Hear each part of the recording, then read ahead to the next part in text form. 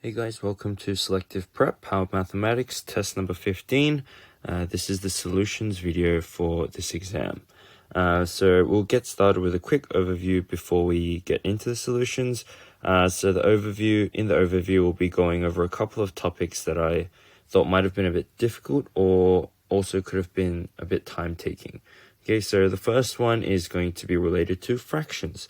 So when we add fractions, we need to make sure we have a common denominator between all of our fractions. Okay, and if they don't have a common denominator, one, we can't add them up. Two, we need to find a common denominator. And how we do that is by using what we call the lowest common multiple, or LCM. So that's the smallest number into which all of our denominators can fit into. Okay, so we'll talk in a little bit more detail about what I mean there. So let's take a look at this example that we have here. So we have three different fractions with different denominators. So 12, 16, 24. So the first step in any fractions question is to simplify. So we can simplify top and bottom to get 1 on 3, half, and 1 on 24. Now, after we get these numbers, okay, we can see that there's still different denominators, so we need to find the lowest common multiple. Now, the smallest number into which 3, 2, and 24 will all fit into is 24.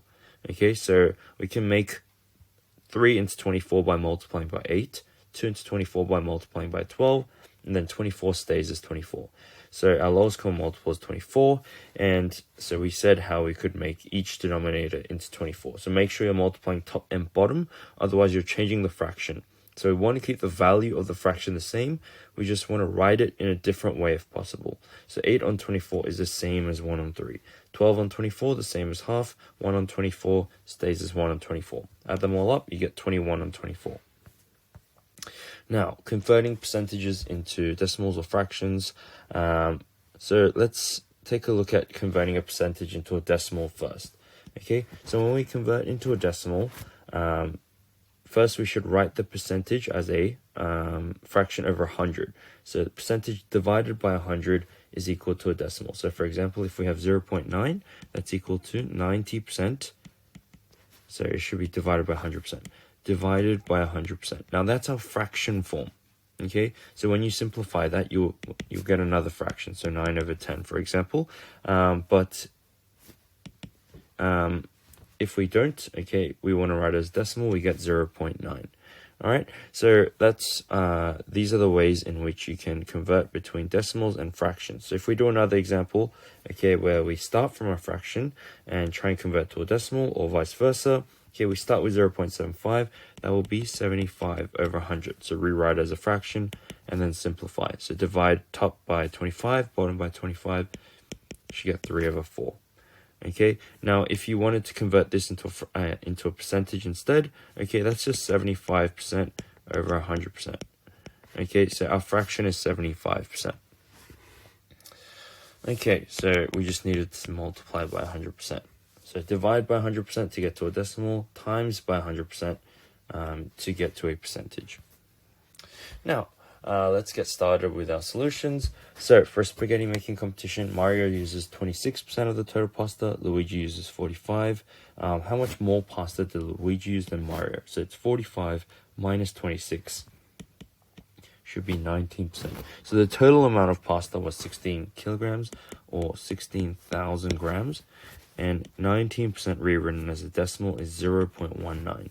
So 16,000 times 0.19. So if I just get rid of the two zeros and multiply this by 100, you should get 160 times 19. So let's try and do that. So 19 times 16. So I'm just going to multiply the 10 at the end. So 6 times 9 is 54. 6 times 1 plus 5 is 11. 3040 should be our answer. Now, Ben takes 5 minutes to vacuum his room. So 1.5 times longer to clean his shelves. So that's 7.5. 4 times as long to tidy up his closet. So that's 20 minutes. And 90% of the time he takes the vacuum to change his bed sheets. So 5 minutes to vacuum his room, 90% of that. So what is 10% of 5 minutes? So 5 minutes is 60 times 5, 300 seconds. 1/10 of that is 30 seconds, which means 90, so 10%, which means 90% equals 270 seconds, okay, or 4.5 minutes. So we have to tidy up his closet, to change his bed sheets equals 4.5. All right, so when we add that all up, add these two up, we get 4.5 plus 7.5 equals 12. Add that here, we get 17. Add the 20 equals 37 minutes. Now, Nicola wants to make a bowl of ice cream. Each scoop is 6 centimeters in diameter. How much ice cream is in the bowl if she wants 6 scoops? Okay, so the volume of a sphere is 4 on 3 pi r squared.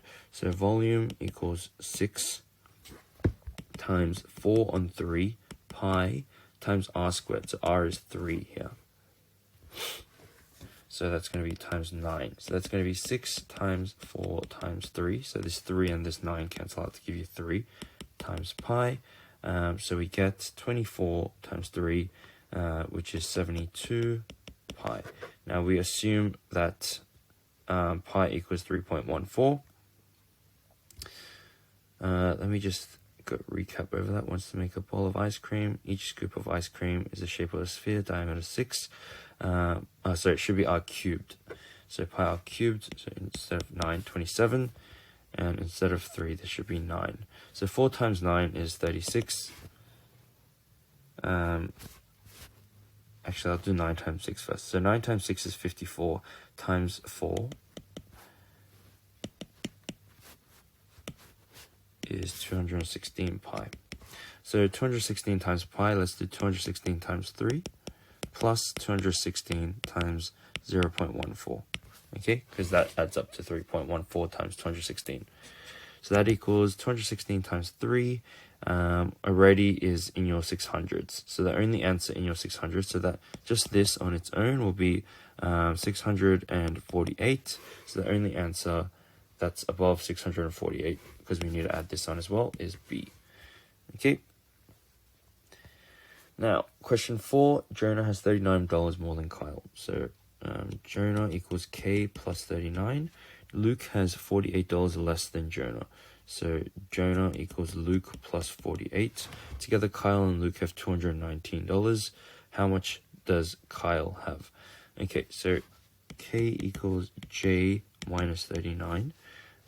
L equals J minus 48. So J minus 39 plus J minus 48, because that's K and that's L, equals 219.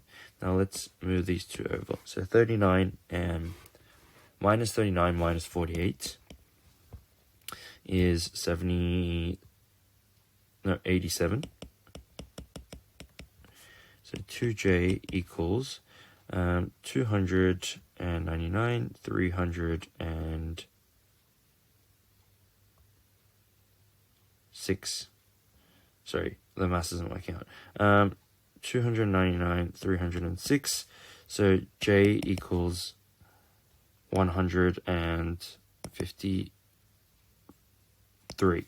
Okay, 153. Now, how much does Kyle have? Jonah has 39 more than Kyle. So J equals 153 equals K plus 39. K equals, so move this over, 153 minus 39 equals 114. Question 5, rectangular prism has these dimensions. So if we wanted to make the smallest possible cube, we would have to make all these dimensions, okay, into a cube. Now each side would have to be 24. Okay, 24 centimeters. Okay, we can't make them 3 centimeters because one side is already 24. We can't cut that down. Same with 4 centimeters. We can't cut one side down to 4 centimeters. So each side needs to be 24 centimeters, but no bigger, because it's the smallest one that we're trying to make. So to make a cube of side 24, okay, or width 24, we need to stack 8 of these side by side. 8 side by side. So 8 times, and then we need to stack another 6 side by side. So one side is 4, which means we need 6 of them to make 24. Okay, how many of these volumes are needed to make the smallest cube? So 8, and then times 6 the other way equals 48 in total. So 8 this way, 6 this way. Good. All right, so judges had a hard time deciding who made the best lemon meringue pie. Out of 5 contestants, Hui received 1/13, Damien received 2/17, Nigella received 1/3. So who won the prize for the best pie? We cannot tell, because out of the 5 contestants, we've only got 3. If we had 4, for example, we could have found out what the fraction of the 5th person was, but because we only have 3, we have 2 unknowns, which means we can't tell who had how many votes. So this person could have had all the remaining votes and this person none. Okay, which means this person would have won.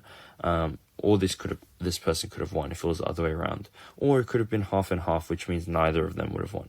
Okay, so we cannot tell. Now, a length of tape is wound around a box with a volume of 216. So to find the volume, let's multiply all 3. So width, length, and height. So it's going to be 12 times 3 times x. We don't know what x is. Equals 216. This is equal to 36. Move that over. So x equals 6. How long is the length of the tape?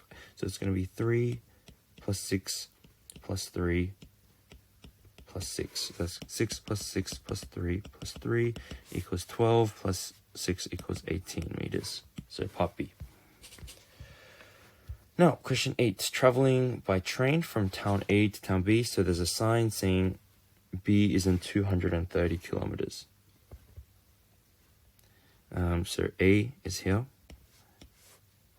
B is here, and then we see a sign that says B 230 kilometers. Okay, after 108 more kilometers, I passed another sign saying town C 190 kilometers. So at that point, B would have been how far away? So 230 minus 108 equals 122 kilometers left till B. C is 190 kilometers, which means that this is your 122, and then 68 kilometers later, you would have gotten to town C. Okay, so how far is it by train from town B to town C? 68 kilometers. All right, so we have a basic arithmetic question. It could also be a problem-solving question. We have some shapes. So we have a clover divided by a heart, and then a heart divided by a spade. Okay, so if we multiply these two together, you have a divided by heart and then a times by heart. Okay, so these cancel out if you multiply them together. So what you'll get in the end is clover divided by spade. So that should equal 4 over 5 times 4 over 5 equals 16 over 25. So there you go. Last question, there's an object moving around a point to form a perfect circle. Every 2 minutes, the radius of the circle increases by 3 meters. If the original circle had a radius of 1, what's the area of the new circle after 14 minutes? So it's going to be 1 plus, so every 2 minutes, not every minute. So it's going to be 1 plus 7 times 3. So that equals 22. So R equals 22. At 14 minutes, so what is the area of the new circle after 14 minutes? So area equals pi r squared, 22 squared, so 2 times 2, 44, and then 44 again, we get 484, 484. Okay, so pi times 484 is going to be, okay, 484 times 3 plus 484 times 0.14, so that's your pi. 3 and 0.14 is 3.14. So let's do 484 times 3 first. 25. 4 times 3 is 12. 1452, and then we need to add something else on as well, which means that B has to be the answer, because all our answers here are less than 1452, which means that since we're adding something on, it's going to be greater than 1452, which means that B is the only correct answer. Okay, so you can save time. You don't have to do the exact calculations all the time. Usually you can do a rough calculation, and if only one of the answers is around the answer that you got, okay, it's going to be that one. Alright, so that brings us to the end of the solutions video. So a couple of key points was when we're adding fractions with different denominators, make sure you use the lowest common multiple to make all the denominators the same, so we can add them together. And then when we're converting fractions to percentages or decimals, okay, remember that explanation that we went over at the start, okay, convert to a fraction over 100, and then you can either make a fraction or a decimal or a percentage out of those. Okay, so that brings us to the end of the test today. I will see you in the next video.